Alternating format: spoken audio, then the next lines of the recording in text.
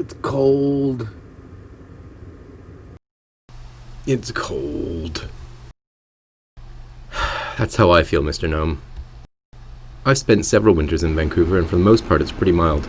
And for that reason, like a lot of the west coast of Canada, people flock to it for relief from the cold.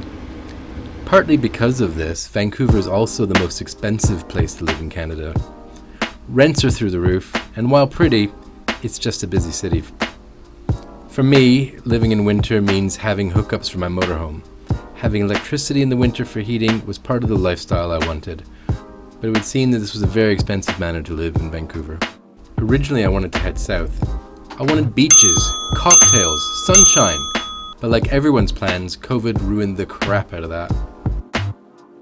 But I had heard of this place further west of Vancouver on Vancouver Island called Tofino.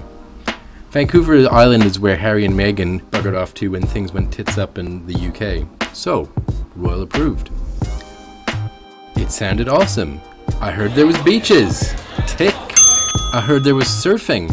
Tick. Maybe there was also throngs of healthy and happy people in the sunshine bouncing on beaches. And maybe there was fun guys with their shirts off waving an American flag. Who knows? So, I made my way to North Vancouver in the Bounder to catch a ferry to Vancouver Island. Surprisingly, this was such a super easy journey, and within a few hours I was on the island. The ferry ride was very comfortable and very easy, so I had a bite to eat and just chilled out. Starting in Nanaimo, I was planning for about a 3-hour drive to Tofino. Not very far at all, considering. Now, I like adventure. I will purposefully avoid learning stuff about where I'm going sometimes, just so I have to make it up as I go along. I don't do this all the time, but hey, I was going for a ferry ride, and then a 3-hour drive. I've looked on a map. What could go wrong? Well, mountains. They don't have mountains on all maps. Something I've learned quickly, especially in the autumn and winter in Canada, is to be prepared for winter conditions, especially where your vehicle is concerned. I was hoping to successfully avoid snow and ice, hence going to Tofino. However, that's not quite how it works when you have to travel across a mountain pass to get to your destination. It's actually the law in BC that you must have winter tires and chains on most roads. My tires might have been up to scratch, but I definitely wanted to avoid these situations. Being reasonably and willfully ignorant, I planned to just stay put, avoiding all beastly winter travel. My tropical paradise in the surf awaited. So off I went, and as I rounded the last mountainous corner, Tofino laid itself bare before me. Just joking, Tofino is not like this. Turns out it's not sunny, it's not warm, and it's not tropical in the winter. It's actually even more spectacular. It's a little bit more like this.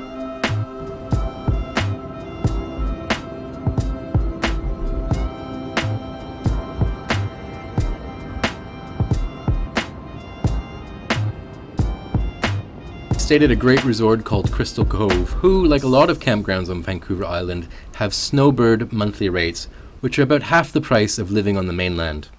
Crystal Cove is super clean, has all the amenities, very central, and also has fun log cabins that you can rent. But boy, was there some rain. Well, I've come to those beautiful places.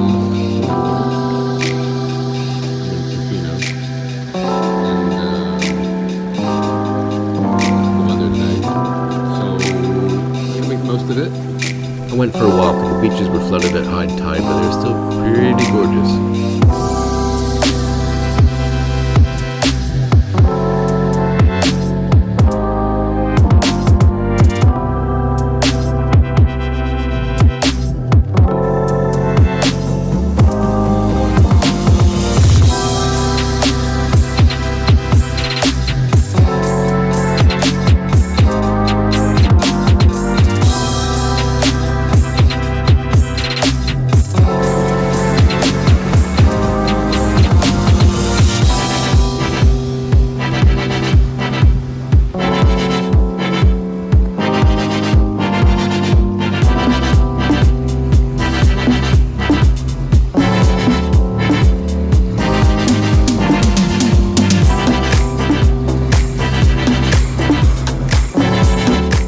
Eventually the sun came out and I decided to go out exploring and make use of the good weather while I could.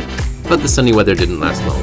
A short walk from Crystal Cove is a little business centre. There's great coffee and snacks at the Tofino, a popular local cafe, as well as plenty of other things you'd want, like a health center, bike rentals, surf school, surfing rentals, a small grocery store, and the famous Tofino taco truck. In the other direction, there was more rain, but there was a brewery and distillery, and across the road from that, there's a gourmet shop, fish store, and a charcuterie shop.